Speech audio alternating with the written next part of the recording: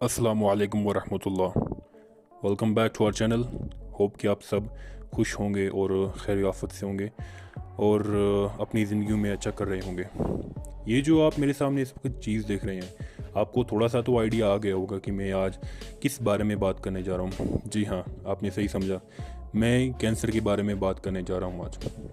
Cancer जो एक बहुत ही ज़्यादा जानलेवा, बहुत ही ज़्यादा ख़तरनाक डिज़ीज़ है ह्यूमन हिस्ट्री में, जिसने बहुत सारे लोगों की जानें ली हैं। इंडिया में लगभग 1 मिलियन से ज़्यादा लोग कैंसर से जूझ रहे होते हैं और काफ़ी ज़्यादा तादाद में इनकी मौत होती है एक साल में।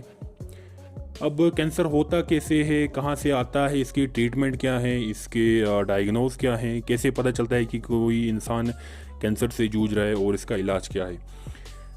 कैंसर के 3 चीज़ों से कैंसर हो सकता है। आप एक नॉर्मल सेल को लीजिए, वो नॉर्मल सेल तबाह हो सकता है सिर्फ 3 चीज़ों की वजह से: बायोलॉजिकल कार्सिनोजेंस, फिजिकल कार्सिनोजेंस और केमिकल कार्सिनोजेंस। कार्सिनोजेंस का मतलब हो गया वो सब्सटेंस जो कैंसर क्रिएट कर सकते हैं। एक नॉर्मल सेल की मिसाल लीजिए। नॉर्मल सेल होता कैसे है? नॉर्मल सेल की अपनी एक लाइफ स्पैन होती है, अपनी एक लाइफ तक अपनी उसके एक मुकर्रर दिन होता है। मुकर्रर दिन तक वो अपना डिवीजन करता है, उसके बाद वो मर जाता है। नॉर्मल सेल की बात करेंगे तो उसमें कंट्रोल्ड सेल डिवीजन होती है, कॉन्टैक्ट इनहिबिशन होती है। अब जिन लोगों को कॉन्टैक्ट इनहिबिशन का पता नहीं, मतलब किसी दूसरे सेल के साथ टच नहीं होने देता अपने आप को। कॉन्टैक्ट मतलब टच और इनहिबिशन मतलब मना। तो और इसमें नॉर्मल सेल में और बात करेंगे तो इसमें इन्वेसिवनेस एब्सेंट होती है। इन्वेसिवनेस मतलब ये किसी दूसरे सेल के ऊपर चढ़ के उसके जो एरिया है उसे नहीं लेता है और उसके साथ कांटेक्ट में नहीं रहता है। ठीक है। मोटिलिटी इसमें प्रेजेंट होती है। मोटिलिटी मतलब ये एक पूरे अपने जितना भी दिन इसको जीना होगा, जिस जिस जिस जीन से ये कंट्रोल हो रहा होगा, वो जीन जितने दिन इसको डिवीजन करवाएगी उतने दिन तक ये डिवीजन करेगा। बात करते हैं कैंसर सेल की, तो कैंसर सेल में अनकंट्रोल्ड सेल डिवीजन होती है। अनकंट्रोल सेल डिवीजन का मतलब ये खुल्लम खुल्ला डिवीजन कर सकता है, दूसरे सेल्स को इनगल्फ करके उनके एरिया को हड़प सकता है, एंड इस चीज़ को बोलते हैं हम इन्वेसिवनेस। और इसमें इमोटिलिटी होती है। इमोटिलिटी मतलब एक बार डिवीजन स्टार्ट कर दी तो हमेशा डिवाइड करता रहेगा तब तक जब तक इंसान को ये ख़त्म ना कर दे। ये आप इस वक्त मेरे सामने वीडियो में देख रहे हैं कि ट्यूमर कैसे डेवलप हो रहा है। अपने अराउंड वेन्स और आर्टरीज को भी डेवलप कर रहा है ताकि ज़्यादा से ज़्यादा फूड ले सके और ज़िंदा रह सके। नॉर्मल सेल में जो क्रोमोसोम होता है उसमें उसके टर्मिनल पर एक सीक्वेंस होती है जिसे हम बोलते हैं टीलोमर सीक्वेंस। अब वो टीलोमर सीक्वेंस जितनी होगी उतनी वो डिवीजन करेगा सेल। एग्जांपल, अगर एक सेल है उसे 50 जनरेशन तक डिवाइड करना है तो वो 50 जनरेशन तक डिवाइड करेगा और उसके बाद उसकी डेथ हो जाएगी। इस फिनोमिनन को हम बोलते हैं एपोप्टोसिस। अगर ये जो टीलोमर सीक्वेंस है ये किसी चीज़ से बढ़ गई और इसको बढ़ाने वाली चीज़ एक ही है और उसका नाम है टीलोमेरेज एंजाइम, तो ये सेल कैंसर सेल में तब्दील हो जाता है और अनकंट्रोल्ड सेल डिवीजन करता है, इन्फिनाइट डिवीजन करता है, जिससे ये सेल इमोर्टल हो जाता है और हमेशा हमेशा के लिए ज़िंदा रह सकता है। जब एक नॉर्मल सेल डिवाइड करता है तो उसके अंदर जो जीन्स होती हैं, 2 किस्म की जीन्स होती हैं, दो किस्म के काम करते हैं। एक हो गया प्रोटोऑन्कोजीन और दूसरा हो गया ट्यूमर सप्रेसर जीन। जो प्रोटोऑन्कोजीन होता है वो सेल की ग्रोथ के लिए इस सेल की जो ग्रोथ फैक्टर्स होते हैं उनके लिए रिस्पॉन्सिबल होता है। जो डिफरेंट टाइप्स के मेटाबॉलिज्म होता है उनके लिए रिस्पॉन्सिबल होता है। और जो ट्यूमर सप्रेसर जीन होता है या जिसे हम बोलते हैं सेल चेक पॉइंट, वो हमेशा यही चेक करता है कि कोई सेल डिफेक्ट तो नहीं है, किसी में म्यूटेशन तो नहीं है। अगर म्यूटेशन है तो उस जो म्यूटेटेड सेल है उसको वहाँ से बाहर फेंका जाए ताकि कैंसर के चांस को कम किया जाए। अगर इन दोनों में से किसी भी जीन में म्यूटेशन आई तो कैंसर होने के चांसेस ज़्यादा हैं। अब जैसे कि मैंने पहले बात की थी, एक नॉर्मल सेल 3 तरह से कैंसर सेल में तब्दील हो सकता है। सबसे पहला होता है बायोलॉजिकल कार्सिनोजन, दूसरा होता है केमिकल कार्सिनोजन और तीसरा होता है फिजिकल कार्सिनोजन। बायोलॉजिकल कार्सिनोजन का मतलब है वायरस, डिफरेंट टाइप्स के वायरस। आपने देखा होगा हीमोफिलस इन्फ्लुएंजा वायरस, आपने देखा होगा hepatitis B virus. Different type के वायरस होते हैं जो इंसान के डीएनए को ख़त्म करके, उस डीएनए को म्यूटेट करके, और वहाँ पर कैंसर होने के चांसेस बहुत ज़्यादा होते हैं। बात की जाए केमिकल कार्सिनोजन की, तो उसमें बहुत सारे केमिकल्स आते हैं जो हमारी बॉडी के लिए हानिकारक होते हैं, और सबसे ज़्यादा जो हानिकारक केमिकल है वो हमारे पास टोबैको होता है। ज़्यादातर लोग जो सिगरेट पीते हैं उनको लंग कैंसर होने के चांसेस ज़्यादा होते हैं। उसके बाद बात करेंगे फिज़िकल कार्सिनोजन की, तो वो हमारे पास एक्स रेज़, गामा रेज़ और यूवी रेज़ होती हैं। तो अभी मैं आपको एक पेज दिखाऊंगा जिस पर आप एक ट्यूमर का डिज़ाइन देखेंगे, आप ट्यूमर का स्ट्रक्चर देखेंगे, ट्यूमर होता कैसे, किस कैप्सूल में बंद होता है, और अपने इर्द गिर्द डिफरेंट टाइप्स के जो वेन्स और आर्टरीज हैं वो बना के रखता है। ठीक है, ये जो अभी आपको मैं ये जो पेज दिखा रहा हूँ, आप इस पर ये जो स्ट्रक्चर बना हुआ देख रहे हैं, इसे हम ट्यूमर बोलेंगे, लेकिन ये बिनाइन ट्यूमर है, जिसका मतलब है इनएक्टिव ट्यूमर है, मतलब अभी ये फैल नहीं सकता है। इसके बीच में जो ये सेल हैं इन्हें हम नियोप्लास्टिक सेल बोलते हैं। यही होते हैं मेन रीज़न जो कैंसर फैला सकते हैं। ये जो आप इसके साइड में ये जो ऐसे स्ट्रक्चर बने हुए दिख रहे हैं, ये वेन्स होते हैं और आर्टरीज होती हैं जो इसे ज़्यादा से ज़्यादा ऑक्सीजन और डिफरेंट टाइप की न्यूट्रिएंट्स की सप्लाई पहुंचाती है ताकि ये ज़िंदा रह सके। जो नियोप्लास्टिक सेल्स होते हैं ये एक फैक्टर रिलीज़ करते हैं जिसे हम बोलते हैं एंजियोजेनेसिस फैक्टर। ये वो फैक्टर है जो इसके अराउंड ब्लड वेसल्स फॉर्म करता है। तभी आपने देखा होगा कि बहुत सारे जो कैंसर पेशेंट्स होते हैं उनका वेट सडनली डिक्रीज़ हो जाता है, क्योंकि सब कुछ जो न्यूट्रिएंट्स होते हैं ये ट्यूमर ले जाते हैं और बाकी ऑर्गन्स में कुछ ज़्यादा पहुंच नहीं पाता। अगर आप किसी रीज़न की वजह से ये ट्यूमर जो है ये बस्ट हो जाए या इसकी कोई बाउंड्री कट जाए तो ये फैलने लगता है, और जब ये फैलता है और वो सबसे डेडलीस्ट कंडीशन हो जाती है, तब ये जो बिनाइन ट्यूमर होता है ये कन्वर्ट हो जाता है मैलिग्नेंट ट्यूमर। और ये जो प्रोसेस होता है, जो फिनोमिनन होता है, इसे हम बोलते हैं मेटास्टेसिस।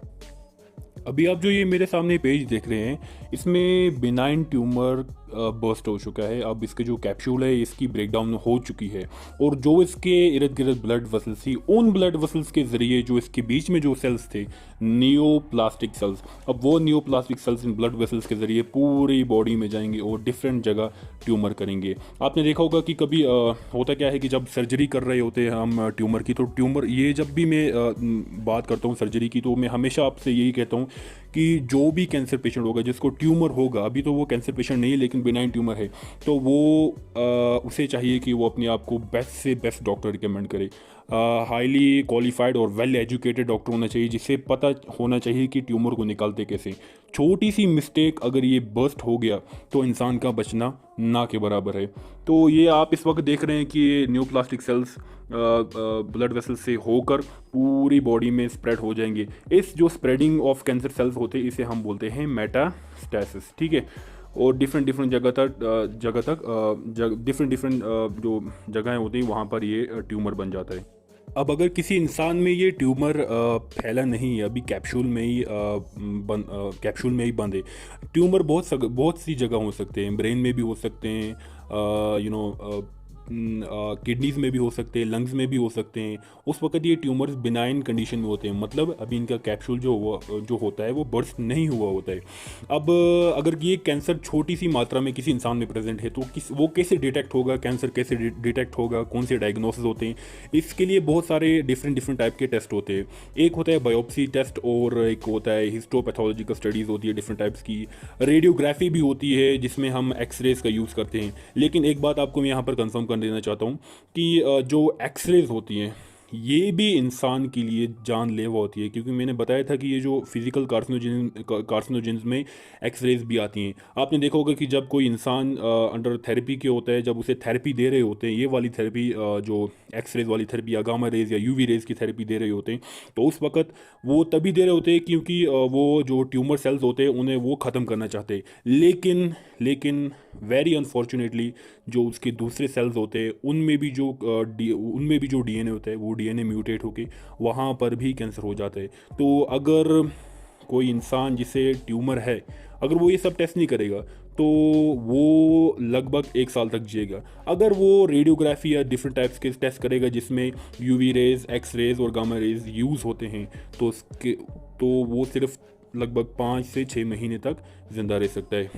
इसके बाद एक और टेस्ट है जो सबसे सेफ टेस्ट है, आपने इसके बारे में सुना होगा, जिसे बोलते हैं हम MRI, जिसका फुल फॉर्म है मैग्नेटिक रेजोनेंस इमेजिंग। ठीक है, एक और टेस्ट होता है जो होता है हमारे पास CT स्कैन, जिसे हम बोलते हैं कंप्यूटर टोमोग्राफी।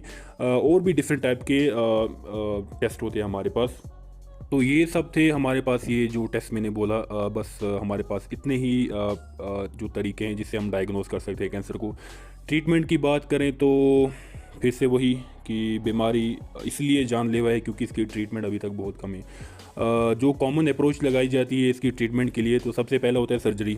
अगर बिनाइन ट्यूमर है तो उसे सर्जरी से बाहर निकाल सकते हैं। दूसरा हो गया, अगर सर्जरी पॉसिबल नहीं है तो हम रेडिएशन थेरेपी कर सकते हैं और कीमोथेरेपी, मतलब हम मेडिसिन ले सकते हैं। 2 टाइप की मेडिसिन यहाँ पर आती हैं, और टाइप की भी होंगी, मुझे 2 का पता है सिर्फ, एक विनक्रिस्टिन और विनब्लास्टिन। और लास्ट पर जो हमारे पास होता है इम्यूनोथेरेपी, जिसमें हम अल्फा इंटरफेरोन्स की मदद लेते हैं।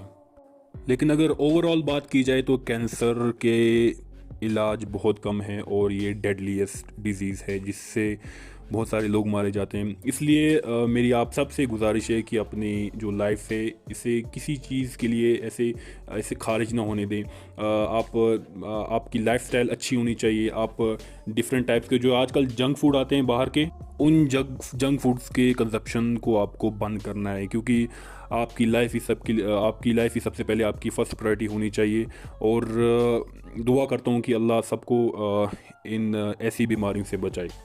अब बात करें टाइप्स ऑफ कैंसर, तो ये टोटल 3 टाइप्स के होते हैं। सबसे पहला होता है कार्सिनोमास, दूसरा होता है सार्कोमास, और सार्कोमास की एक टाइप होती है जिसे हम बोलते हैं ल्यूकीमिया। आपने इसके बारे में सुना होगा। कार्सिनोमास जो होता है ये उस रीजन पर अटैक करता है जो ज़्यादातर एक्टोडर्मल और एंडोडर्मल से आए होते हैं। जैसे ईसोफेगल कैंसर हो गया आपके पास हो गया, इंटेस्टाइनल कैंसर हो गया, पेनक्रियाटिक कैंसर हो गया, डिफरेंट टाइप के कैंसर, स्किन कैंसर हो गया, आपके पास ब्रेन ट्यूमर हो गया। ठीक है, दूसरा होता है हमारे पास सार्कोमास, जो मीजोडर्मल ऑर्गन्स पे ज़्यादा अटैक करता है। इसी की टाइप है ल्यूकीमिया, या जिसे हम बोलते हैं ब्लड कैंसर।